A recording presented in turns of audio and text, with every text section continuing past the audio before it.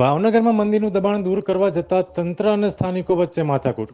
ભાવનગરના મામા કોઠાર રોડ ઉપર રોડની બાજુમાં આવેલા મહાદેવના મંદિરને તંત્ર દ્વારા કોઈપણ જાણ કે નોટિસ વગર હટાવવા જતાં મામલો ગરમાયો હતો. દબાણ હટાવ ટીમ આવ્યાની જાણ થતાં સ્થાનિકો ભેગા થઈ ગયા હતા અને તંત્ર સાથે બોલાચાલી થઈ હતી. સ્થાનિકોએ મંદિરને દૂર કરવા માટે સમય માંગ્યો હતો અને વિધિ સાથે થોડા દિવસમાં મંદિરને સ્થાનાંતરિત કરી દેવાશે તેવી ખાતરી આપતા મામલો શાંત પડ્યો હતો.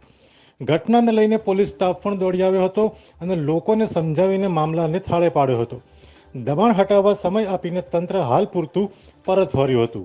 અહેવાલ ફિરોઝ મલેક, ભાવનગર.